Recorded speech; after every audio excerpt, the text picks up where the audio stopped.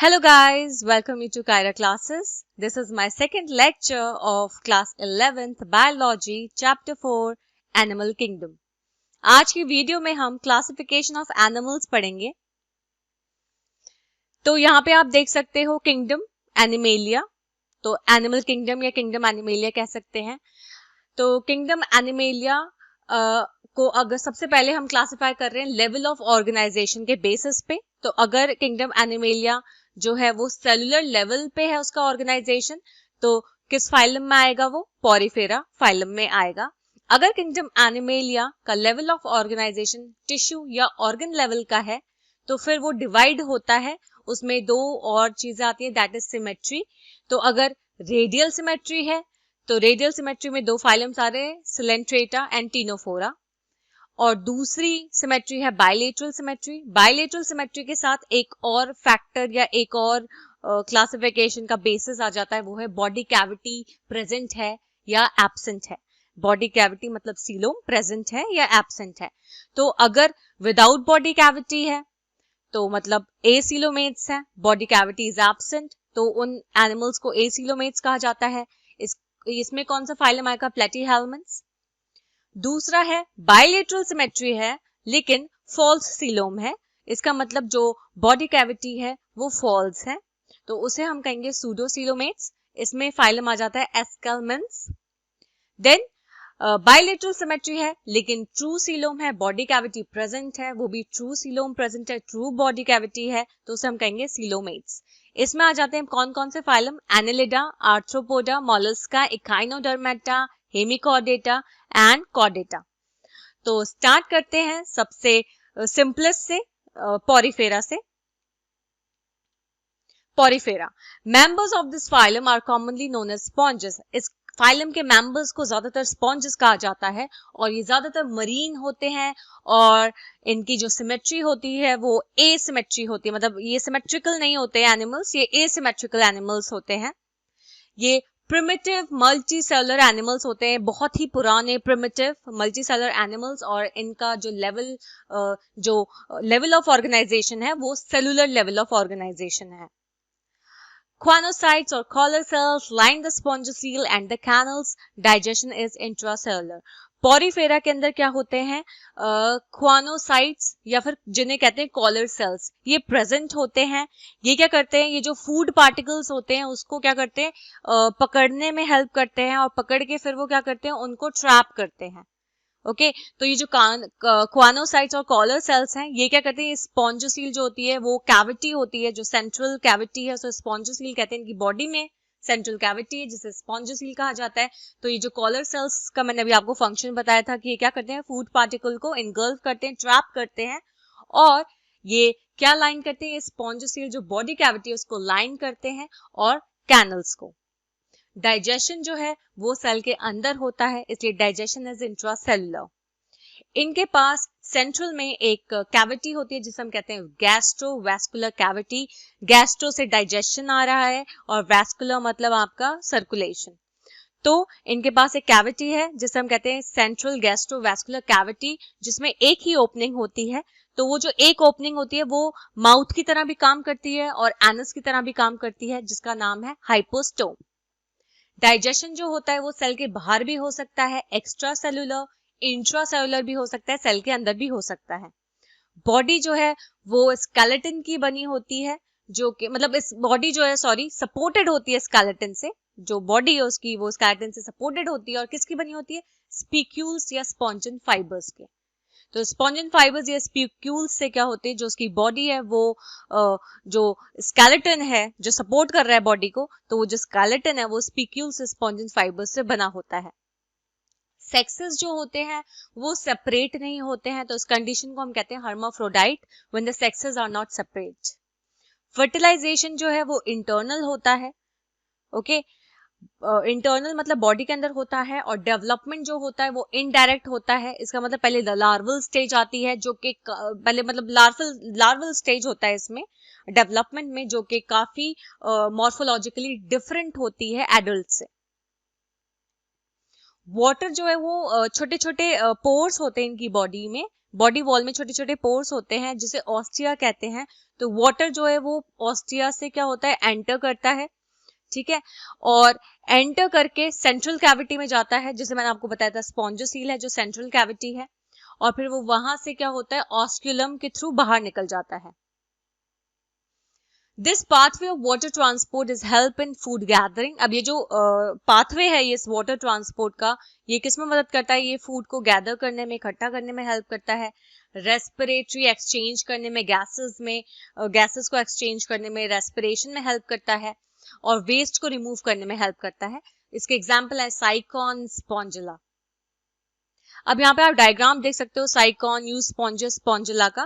तो यहाँ पे आप देख सकते हो छोटे छोटे माइन्यूट पोर्स हैं पूरी बॉडी वॉल पे, इसे हम कहते हैं ऑस्टिया। ओके, इनके थ्रू वाटर एंटर करता है। फिर एक लार्ज कैविटी देख सकते हो आप, इसको स्पॉन्जोसील कहते हैं, और इनके आप देख सकते हो टिप पे छोटे छोटे मैं कह सकती हूँ छोटी ओपनिंग है इनके टिप पे। ओके, जहां से क्या होता है, जो वाटर है वो बाहर निकलता है, उसको हम कहते हैं ऑस्क्यूलम। नेक्स्ट हमारा फाइलम है सिलेंट्रेटा, इसे हम निडेरिया भी कहा जाता है। ये ज्यादातर एक्वेटिक होते हैं, मोस्टली मरीन होते हैं, ससाइल होते हैं, मतलब ये मूव नहीं कर पाते, इमोबाइल होते हैं, इन्हें एक सॉलिड सपोर्ट चाहिए होता है। ये एक सॉलिड सपोर्ट के साथ क्या होते हैं, अटैच्ड होते हैं, या फिर फ्री स्विमिंग भी हो सकते हैं। ये रेडियली सिमेट्रिकल एनिमल्स होते हैं। इसका मतलब क्या होता है, सिमेट्री जो है वो उनके सेंट्रल एक्सिस के अलोंग होती है। निडेरिया ड्राइव हुआ है नीडोब्लास्ट से या नीडोसाइट से, ये जो नाम पड़ा है इनका निडेरिया, ये ड्राइव हुआ है नीडोब्लास्ट या नीडोसाइट से। और इसका क्या मतलब होता है, निडेरिया क्यों कह रहे हैं हम, इसलिए कह रहे हैं क्योंकि इनमें होते हैं स्टिंगिंग कैप्सूल्स या निमेटोसाइट्स। ये स्टिंगिंग कैप्सूल्स क्या होते हैं, जैसे डंग टाइप होता है ना, उस टाइप से होते हैं। तो ये स्टिंगिंग कैप्सूल्स होते हैं इनके अंदर, या फिर इन्हीं को हम कहते हैं निमेटोसाइट्स। तो इनकी जो बॉडी है, उनके जो टेंटिकल्स होते हैं, माउथ पे जो टेंटिकल्स होते हैं उसमें ये प्रेजेंट होते हैं। Cnidoblasts are used for anchorage, defence and for the capture of prey. Cnidoblast किसके लिए यूज होते हैं, एंकरेज के लिए वो होते हैं, मतलब आप अगर कह सकते हो सिंपल, मतलब अगर मैं कह सकती हूँ एडहेसिव नेचर, या फिर मैं कहूँ कि सपोर्ट के लिए, ओके, डिफेंस के लिए, या फिर अगर उन्हें अपने शिकार को पकड़ना है उसके लिए नीडोब्लास्ट है ये यूज होते हैं। Okay, cnidarians exhibit tissue level of organisation and are diploblastic. Cnidarians क्या होते हैं, इनके अंदर टिश्यू लेवल ऑफ ऑर्गेनाइजेशन होता है और दो जर्मिनल लेयर्स प्रेजेंट होती हैं, एक्टोडर्म एंड एंडोडर्म। इनके पास भी एक सेंट्रल गैस्ट्रोवेस्कुलर कैविटी होती है, वही विद अ सिंगल ओपनिंग, जैसे पॉरीफेरा में था, जिसे हम कहते हैं हाइपोस्टोम। डाइजेशन एक्स्ट्रा सेलुलर होता है, सेल के बाहर होता है, और इंट्रासेलुलर भी होता है, सेल के अंदर भी होता है। कुछ निडेरियंस हैं जैसे कोरल्स, इनका स्केलेटन किसका बना होता है, कैल्शियम कार्बोनेट का। निडेरियंस की ज्यादातर दो बेसिक बॉडी फॉर्म्स देखे गए हैं, जिन्हें हम कहते हैं पॉलिप एंड मेड्यूसा। तो ये जो पॉलिप और मेड्यूसा है, ये दो बेसिक बॉडी फॉर्म्स है किसके, निडेरियंस के। Example Physalia, Adamsia. तो यहाँ पे आप देख सकते हो ऑरेलिया, जिसे हम मेड्यूसा कह रहे हैं, तो ये एक बॉडी फॉर्म है निडेरियंस का, एक इस तरह की बॉडी का स्ट्रक्चर या बॉडी फॉर्म रखता है वो, जिसे हम मेड्यूसा कह रहे हैं। दूसरा जो बॉडी फॉर्म है वो उसका इस टाइप का स्ट्रक्चर होता है, जिसे हम कहते हैं पॉलिप। नेक्स्ट हमारा फाइलम है टीनोफोरा। टीनोफोर्स ज्यादातर सी वॉलनट्स कहलाए जाते हैं, कोम जेलीज कह सकते हो आप। ज्यादातर मरीन होते हैं, रेडियली सिमेट्रिकल होते हैं, डिप्लोब्लास्टिक ऑर्गेनिजम्स हैं with tissue level of organisation.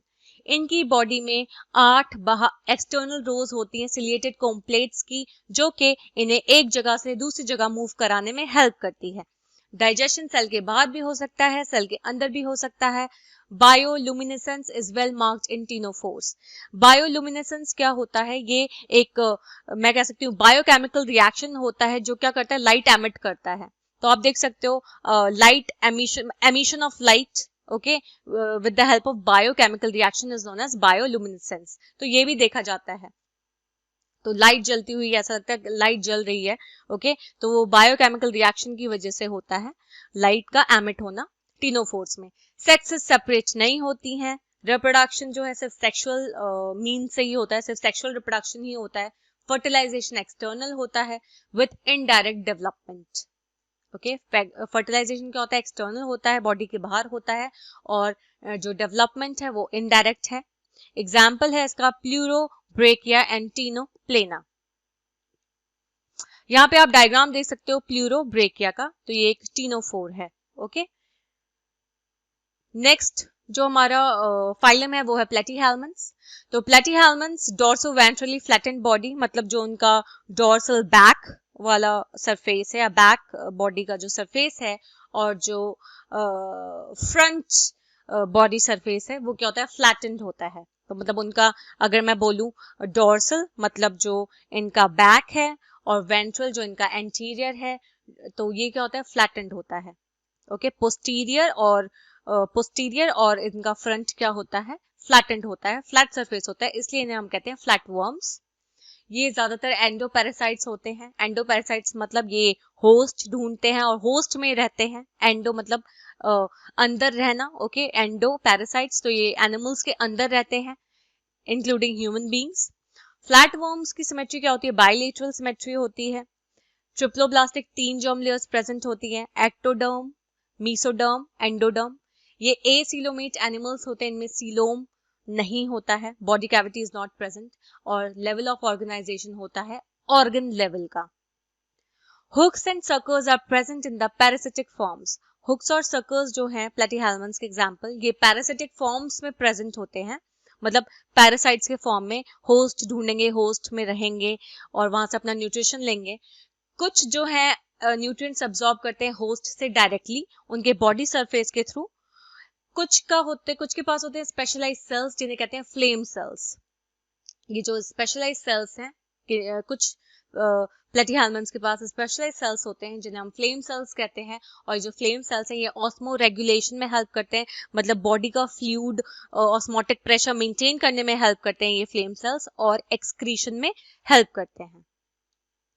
Sexes separate नहीं है, हर्माफ्रोडाइट कंडीशन है। फर्टिलाइजेशन इंटरनल होता है बॉडी के अंदर, और डेवलपमेंट क्या होता है, डेवलपमेंट कैसे होता है, थ्रू मेनी लार्वल स्टेजेस, मतलब बहुत सारी लार्वल स्टेजेस के दौरान डेवलपमेंट होता है।